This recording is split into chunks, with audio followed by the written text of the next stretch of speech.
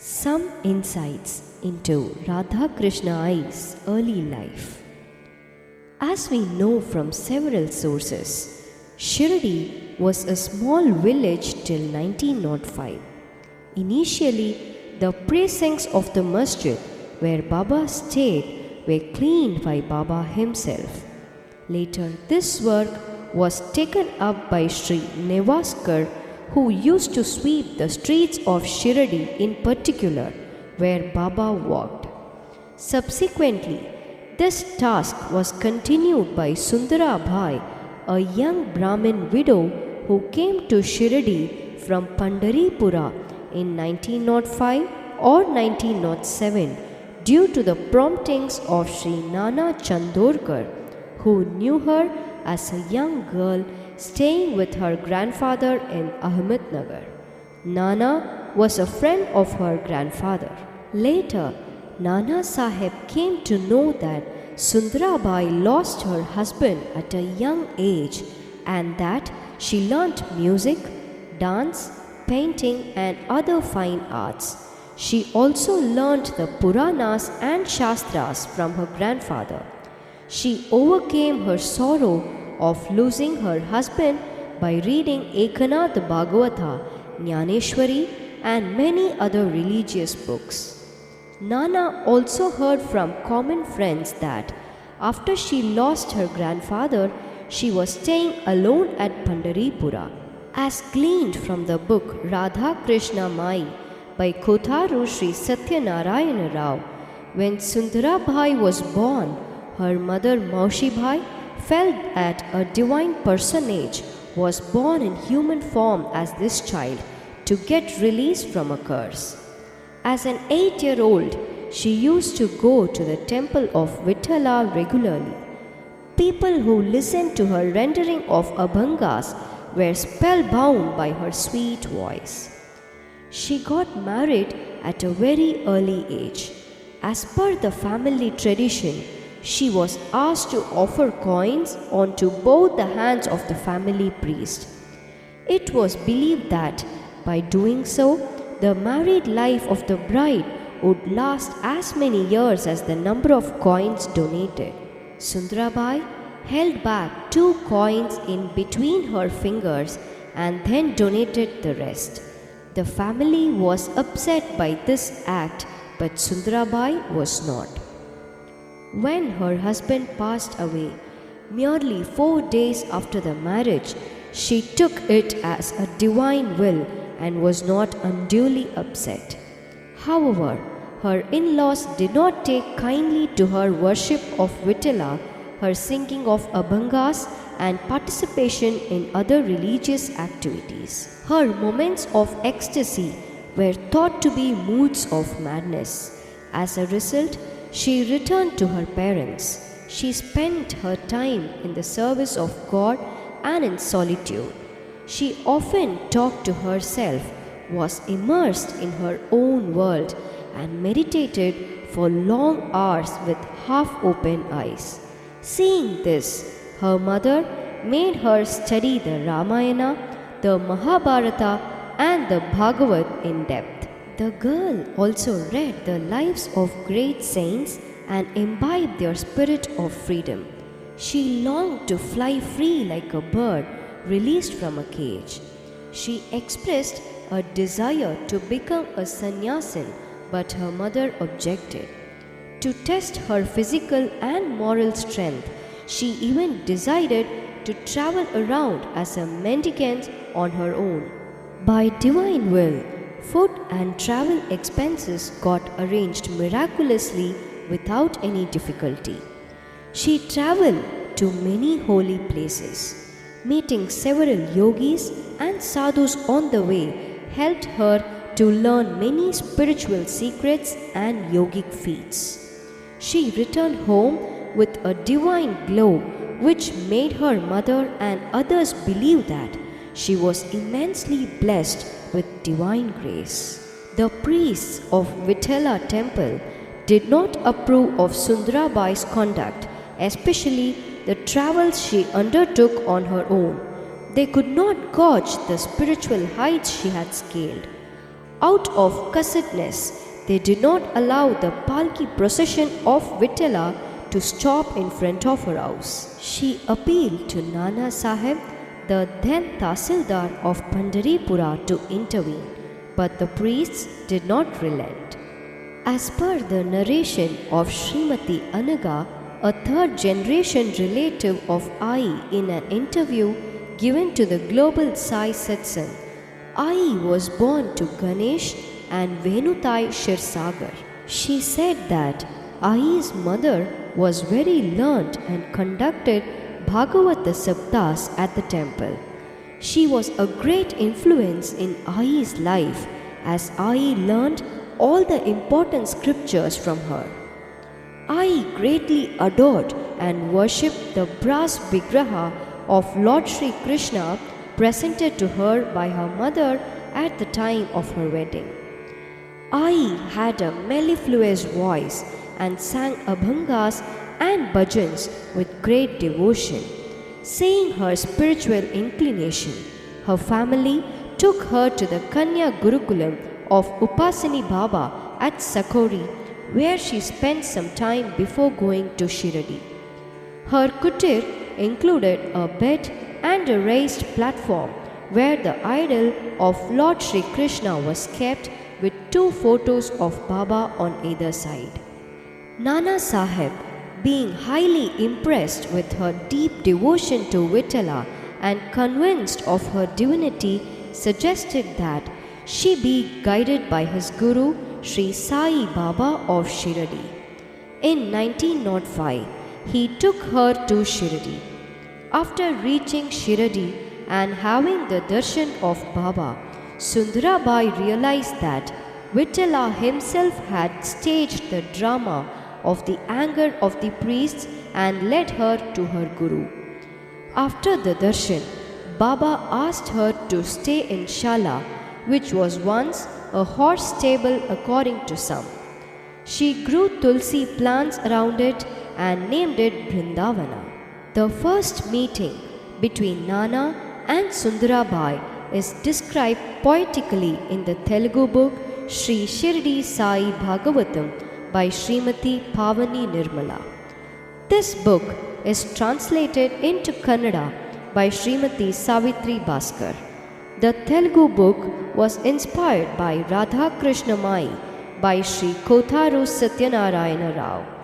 However, Srimati Nirmala, author of several books, says that as soon as she reached Shirdi, Baba, Ai and other devotees appeared like talking pictures before her, and she was able to complete many pages of her book on that night itself.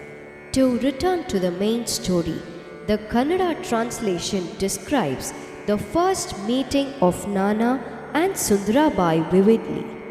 Nana knocks at the door of a small house with rangoli at the doorstep. A young married girl of about 20 years of age opens the door and on introduction says, "Come in, Kaka," and offers water, etc. I know Sundarabai Akka from a young age. I remember her marriage also. After what happened, Akka took it bravely and consoled Grandpa also. I come here to stay sometimes. Nana said, "You called me Kaka, Chiku." Her name is Bikubai. Chiku replied, "Akka has told me about you and her calling you Kaka when she was small. Akka knows everything: music, dance, painting and yoga. She has mastered Jnaneshwari, Eknath Bhagavatam, the Gospel of Ramakrishna and many other books. How she dances! Vittala being her Ishta, earlier she spent her time mostly in the temple. When she openly remarked that the bhajans, puja and aarti were not being performed properly, the temple authorities were angry. They stopped her from entering the temple. The deity also would not stop in front of her house while going in the procession. All the same, Akka continues to sing, dance and worship Vittala at home. This happened one day. The Devadasis were dancing in front of the deity being taken in a procession. There was no devotion in the song and dance of the Devadasis. Akka protested and the main dancer challenged Akka to perform. Akka took up the challenge to dance. She sang and danced to the bhajan Radhakrishna Vittala Hare, Panduranga Vittala Hare, Murlidhara Vittala Hare, Madhusudhana Vittala Hare. It was indeed Radharani who danced. All the people who watched were spellbound. I narrated all these to show Akka's boldness, devotion and expertise in music and dance. Nana was amazed. He was now very eager to meet Sundarabai. Chiku tells him, Akka meditates for 1 hour in the first floor.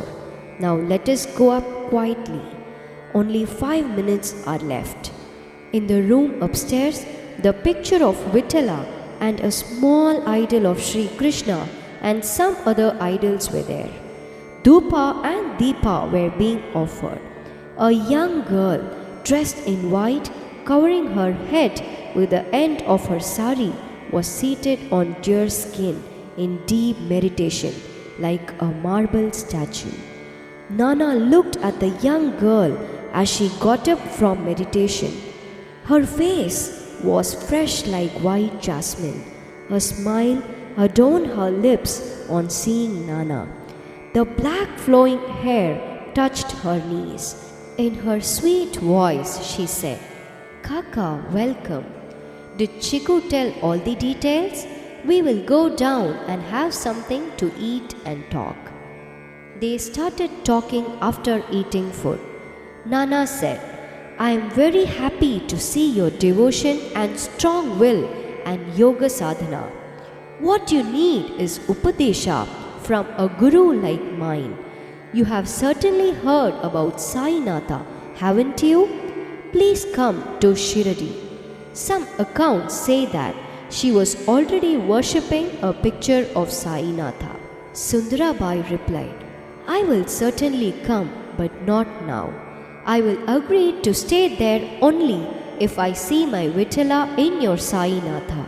Nana agreed. After a few days, on hearing that Sundarabai was reaching Shiradi, Nana sent a cart driven by one Kishan. En route to Shiradi, Kishan described to Sundarabai how he played with Baba when he was a young boy and how Baba gained back all the marbles Kishan had lost in play. He told her, I never went to school. Baba taught me how to read and write and how to talk and move with different people. He is an avatara like Krishna. The cartman continued to talk in this fashion. Sundarabai got down with her luggage, Ektara, Kartala, Eknath Bhagavata, a sheet, a small cloth bundle and a small idol of Krishna. In Dwaraka Mai, devotees like Nana, Mahalsapati, Shyama waited for her. It seemed Baba was also waiting. There came a young girl in white covering her head with the end of the sari, her black hair touching her knees. She walked up slowly. Did she see the fakir in torn clothes?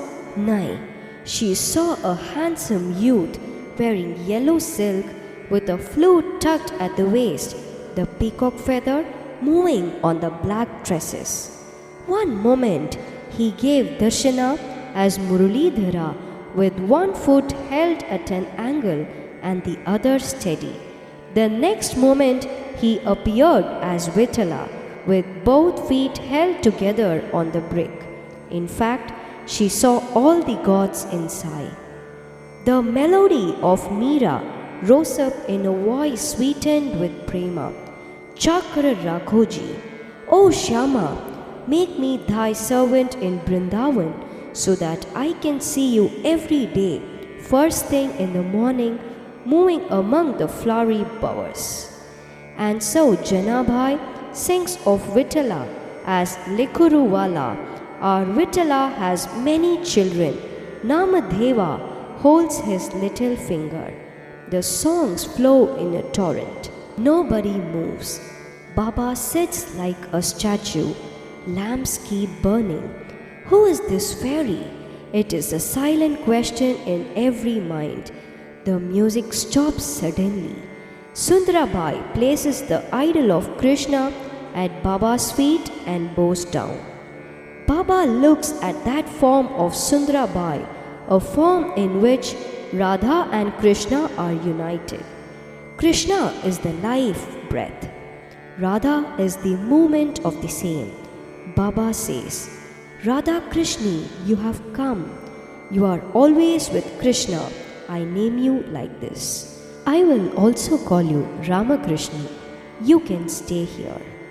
The devotees discuss where she should stay. Baba says, go to Shala. Shala means a school, not Shama's school. It was a horse near Abdul's cottage. Like so many other places, this place has also changed. Later, Baba used to call this Shala as